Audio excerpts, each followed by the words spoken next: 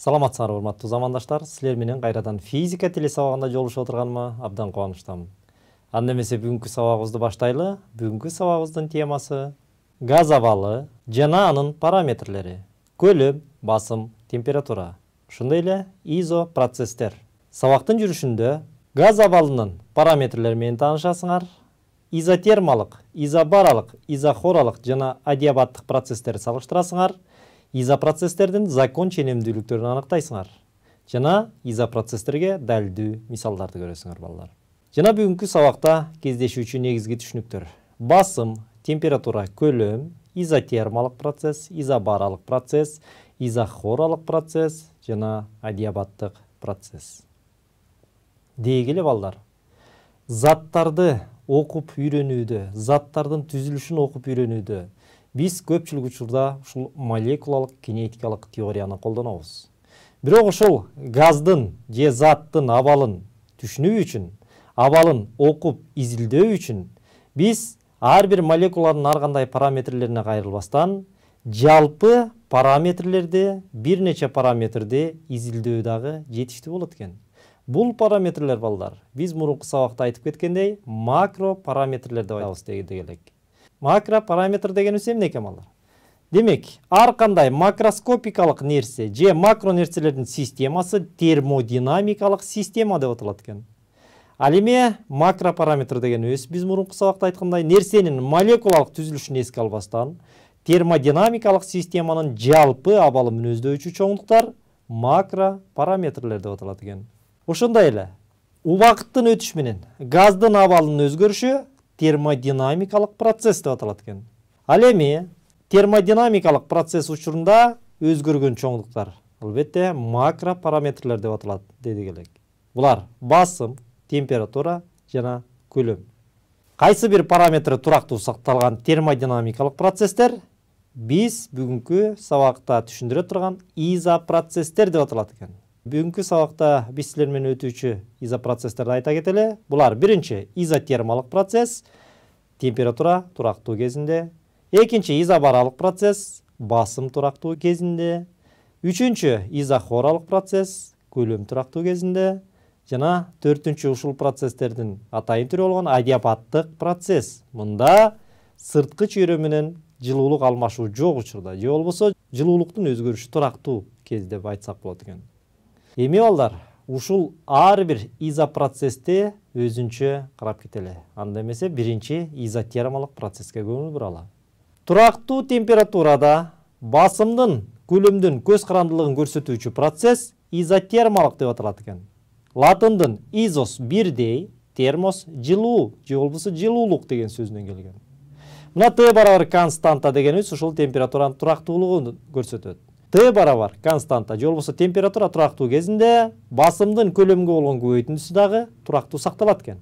Башкача айтканда, баштапкы абалдагы көлөм менен басымдын көбөйтүндүсү ал көлөм өзгөргөндөн кийинки басымдын көбөйтүндүсүнө барабар экен. Муну формула түрүндө V1 бөлүнгөн V2 барабар P2 бөлүнгөн P1 деп алсак болот экен. Мында биз көрүп тургандай көлөм менен басым өз ара тескери пропорциялаштыгы көрүнүп турат. Бул пропорциялаштуулукту биз анын графигинен көрө алабыз. Мына демек температура турактуу кезиндеги басым менен көлөмдүн көз карандылык графиги изотерма сызыгын берет экен.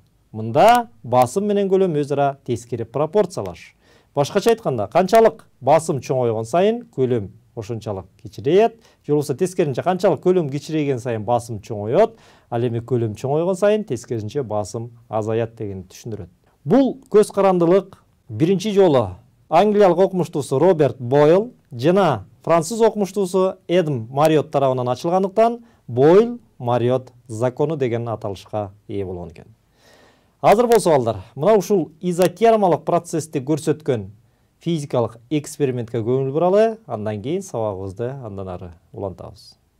Бул тажрыйбадан абанын басымы анын көлөмүнүн кандай көз карандылыкта экендигин өзгөрмө көлөмдүү идиштин жардамында изилдейбиз. Идиштин көлөмүн прибордун үстүндө орнотулган буралуучу кармооштун жардамы менен өзгөртүүгө болот. Көлөмдүн өзгөрүшүн идиштин капталына бекитилген шкала аркылуу көрсөк болот. кармоочту бир багытка буруу менен көлөмдү азайтабыз. Жана башка багытка буруу менен тескерисинче көлөмдү чоңойтабыз. Азыркы учурда идиштин көлөмү максималдуу. Басымды болсо манометр менен өлчөйбүз. Андыктан манометрди идиш менен резина түтүкчөсү аркылуу бириктиребиз. Тажрыйбада манометрди идиш менен бириктирген кран ачык болот. Ал эми манометрди сырткы чөйрө менен бириктирген кран жабык болот. Баштапкы шартта идиштин көлөмү максималдуу. Ал эми манометр идиштеги басым атмосфералык басымга барабар экенин, башкача айтканда 0 экенин көрүп турабыз. Эскерте кете турган нерсе, манометр идиштеги аба басымы менен атмосфералык басымдын айырмасын көрсөтөт. Азыр биз идиштин көлөмүн кичирейте баштасак, басым көрүнүп тургандай тескерисинче чоңоюп баратат. Көлөмдү 2 бөлүккө кичирейтүү менен идиштеги аба басымы 0,2 атмосферага көбөйгөнүн байкадык.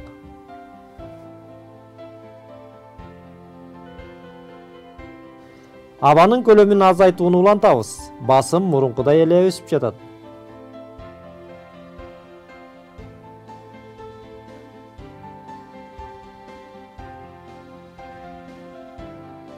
Көлөмдү 4 бирдикке азайтсак, идиштеги аба басымы 0,65 атмосфераны көрсөттү.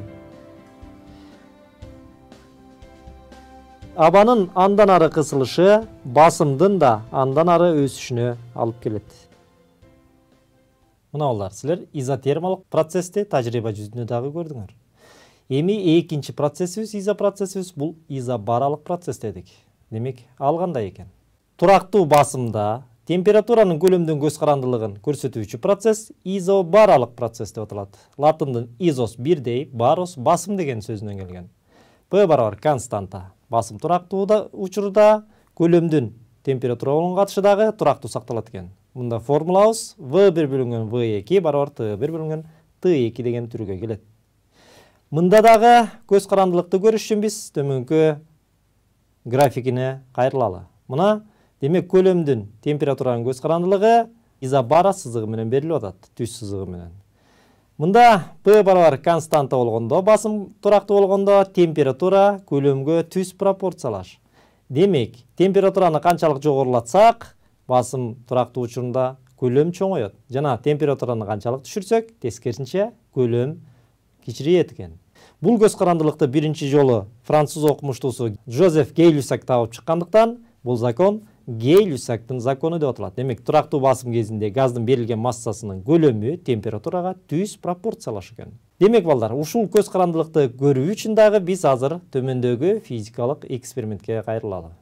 Изобаралык процессти көрсөтүүдөгү негизги шаймандар болуп, оозу резина капкагы менен жабылган жана ал капкага учу ачык ийрилген формадагы айнек түтүкчө бекитилген айнек колбасы эсептелет.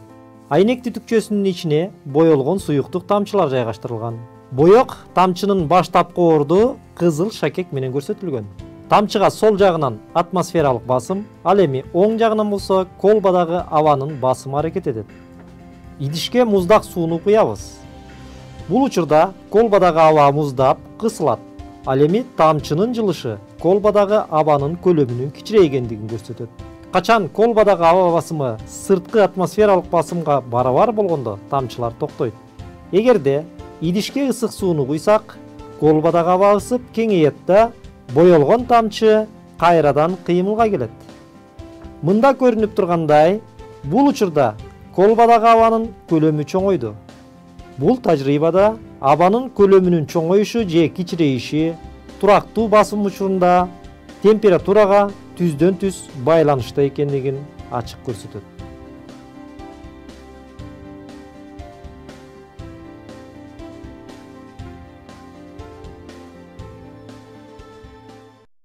Тажрыйбадан биз ушул процесстин, же болбосо ушул жердеги көлөмдүн температурадан болгон көз карандылыгын туура экендигин көрдүк.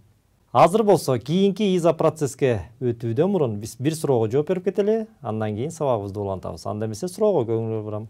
Турактуу температура кезинде газдын басымын 4 эсе азайтыш үчүн анын көлөмү кандай өзгөртүш керек? Биринчи 2 эсе чоңойтабыз, экинчи 4 эсе азайтабыз, үчүнчү 4 эсе чоңойтабыз, төртүнчү 2 эсе азайтабыз. Демек, турактуу температура кезинде бул кайсы процесс эле? Албетте, изотермалык процесс. Газдын басымын 4 эсе азайтыш үчүн көлөмүн кандай өзгөртүш керек экен? Мен оюнча бул суроого оңой эле жооп бердиңер болуш керек, көз карандылыкты билип туруп. Албетте, туура жооп бул жерде 4 эсе чоңойтушубуз керек экен. Анткени басым менен көлөм изотермалык процессте өз ара тескери пропорциялаш дегенбиз. Демек, көлөмдү канчалык чоңойтсок, басым ошончалык азаят экен.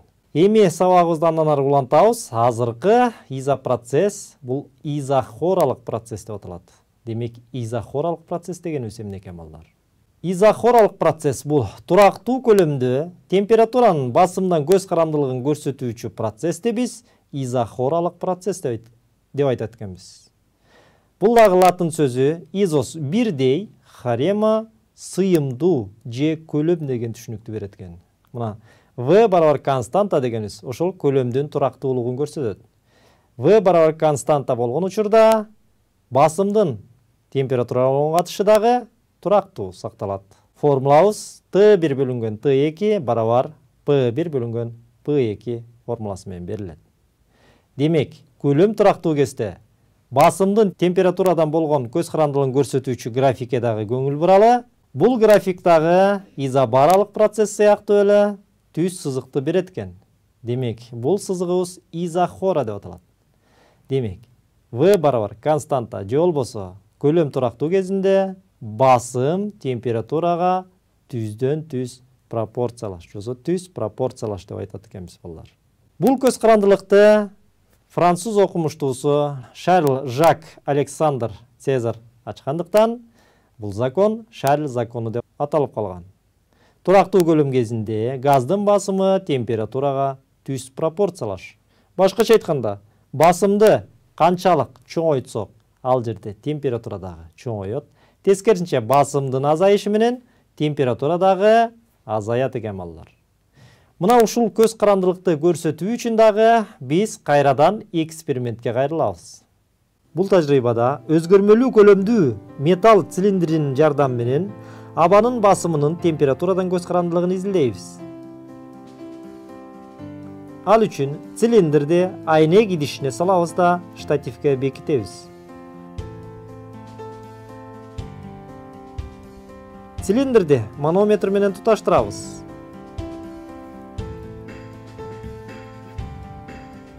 Манометрди сырткы чөйрө менен байланыштырган кранды жабабыз. Баштапкы абалда цилиндрдеги аба басымы сырткы атмосфералык басымга барабар. Ошондуктан манометрдин жебеси нөлдү көрсөтүп турат. Цилиндрдеги абанын температурасын көтөрүү үчүн айнек идишине ысык сууну куябыз.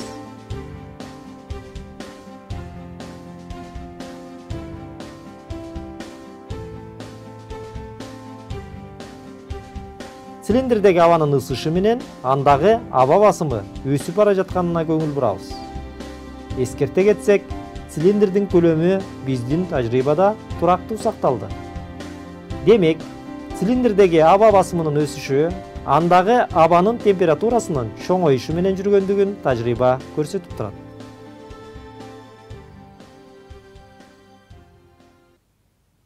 Мына балдар, демек изохоралык процессте экспериментте тажрыйба жүзүндө көрдүк.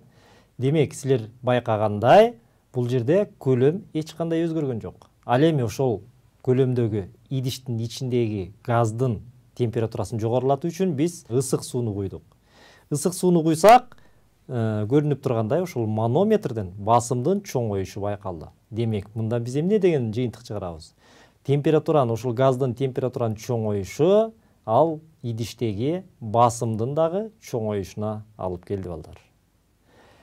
Мына демек изохоралык процессти дагы түшүнүп алдык.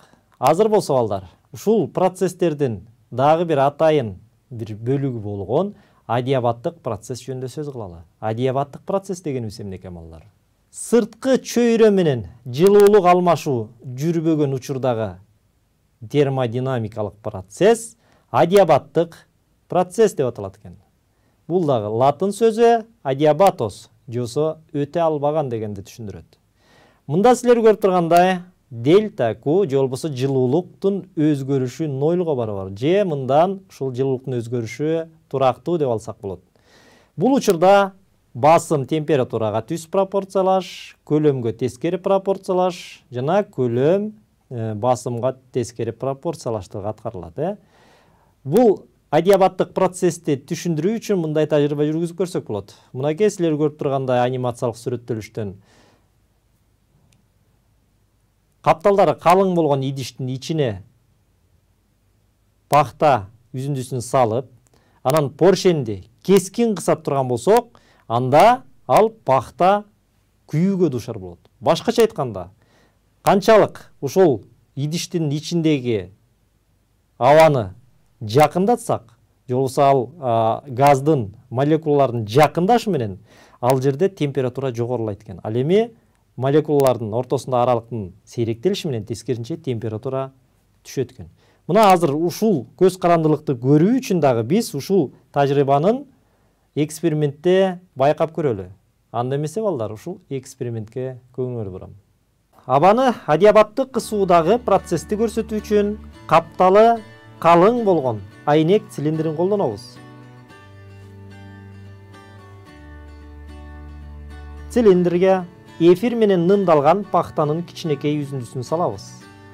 Эфирдин буусу жеңил жалындагандыктан биздин тажрыйбада аны цилиндрдин ичиндеги температуранын индикатору катары пайдаланабыз.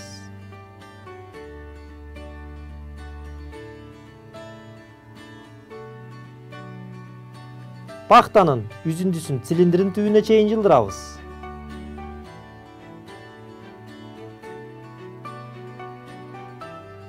Андан соң цилиндрге поршенди салып, кескин кыймыл менен аны төмөн түртөбүз. Бул учурдагы идиштин түбүнө көңүл бургула. Поршендин алдында жарк этүүнү байкайбыз. Муну дагы бир жолу жай кыймылда байкап көрөлү.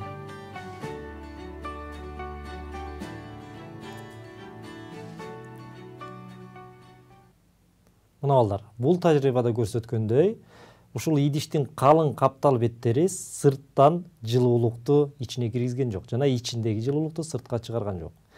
Бирок биз качан поршенди кескин түрдө төмөн көздөй түрткөндө, анын түбүндөгү жайгаштырган пахта үзүндүсү жалын чыгарып күйүп кетти. Бул демек, ошол идиштин ичиндеги абанын көлөмүн кичирейткенде, кескин түрдө кичирейткенде, ал жердеги басым кескин чоңоюп, анын натыйжасында температура дагы жогорулагандыгын көрсөттү.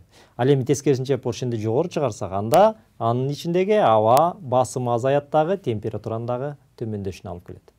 Бул процесс балдар, демек сырткы чөйрө менен жылуулук алмашпаган учурдагы жүргөн процесс адиабаттык процесс деп аталат деп жогоруда айтып кеттик. Анда эмес ушул айтылгандарды дагы бир ирет бышыктоо максатында дагы бир суроого жооп берели, дагы сабагыбызды жыйынтыктайлы. Анда эмесе суроого көңүл бурам. Кадимки эле үйлөнмө шарды үйлөп, аны муздаткычка салышты. Бир канча убакыттан кийин анын көлөмү кичирейип калганын байкашты. Бул жерде кайсы изопроцесс орун алды? Биринчи изотермалык, экинчи изобаралык, үчүнчү изохоралык, төртүнчү адиабаттык. Демек, шарды үйлөп муздаткычка салгандан кийин анын көлөмү бир топ убакыттан кийин кичирейип калат экен. Бул жерде демек кайсы процесс, изопроцесс орун алып атат? Изотермалык, изобаралык, изохоралык же адиабаттык? Менин оюмча бул суроого эле оңой эле жооп бердиңер болуш керек. Албетте бул жерде туура жооп изобаралык процесс. Демек, бул жерде басым турактуу сакталат дагы, температуранын көлөмдөн болгон көз карандылыгы көрүнүп атат, балдар. Анда эмесе ушу менен изопроцесстерге арналган бүгүнкү сабагыбызды аяктайлы. Демек, сабагыбызды жыйынтыктайлы. Бүгүнкү сабакта балдар, биз силер менен газ абалынын параметрлери менен тааныштык, изопроцесстерди көрдүк, жана алардын эксперименттерин дагы көрдүк. Ошондой эле изопроцесстердин графиктери менен дагы тааныштык. Анда эмесе балдар, ушуну менен биздин бүгүнкү сабагыбыз аягына келип жетти. Кийинки сабактан жолугушканча сак саламатта турула.